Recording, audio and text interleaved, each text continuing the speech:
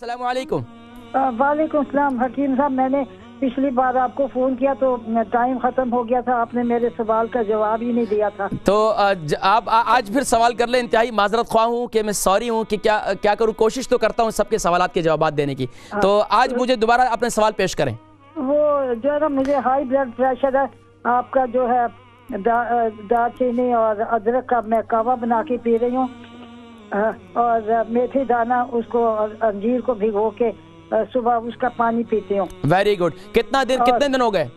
और 3 महीने से ज्यादा हो गए। मैं बस यही अपनी जिंदगी का रूटीन बना लिया, यही कुछ पीना। तो इससे आपको फायदा हो रहा है ना? अल्हम्दुलिल्लाह।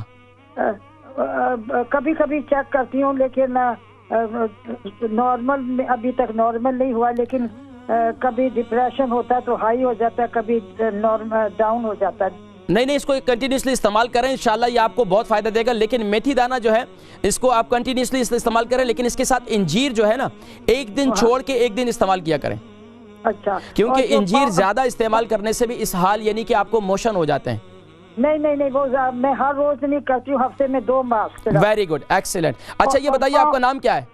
इकबाल बेगम। मैं आपके नजदीक ही से बोल रही हूँ। कहाँ से नजदीक से?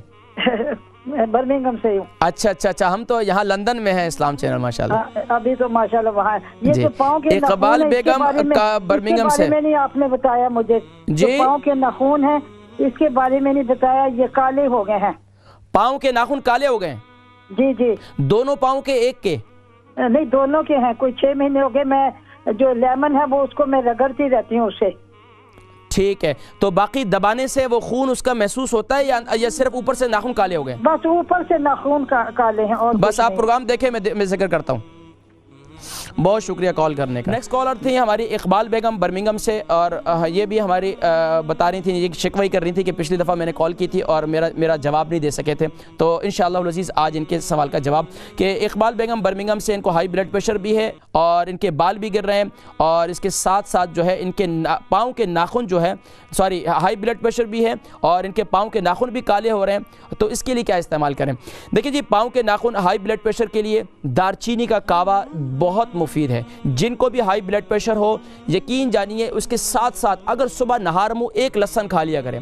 जिनको ब्लड प्रेशर जिनका नॉर्मल नहीं रहता है, हाई रहता है, लो रहता है, सुबह नहार मुँह एक तूरी लहसुन, यानी एक लहसुन की डिली, लेकिन ऑर्गेनिक होनी चाहिए। अगर आपको शुगर है तो फिर शहद ना डालें, बल्कि सुबह नहार मुँह इस लहसुन को जो है सिनेमन का पानी बनाकर उसके साथ खा लें, तो इंशाअल्लाह ब्लड प्रेशर आपका बिल्कुल नॉर्मल हो जाएगा। इसके साथ साथ आपके जो है ना क़ुव्वत मुदाफ़अत भी बड़ी मजबूत हो जाएगी इंशाअल्लाह। इसके साथ साथ पाँव के नाखून काले हो रहे हैं, तो पाँव के नाखूनों के लिए आपको मैं बताऊं, जिनके भी नाखून ख़राब हो रहे हैं या नाखूनों में फंगस हो गई है, तो अब उसके लिए क्या करें? नींबू ले लें, शहद ले लें और इसका सिरका ले लें।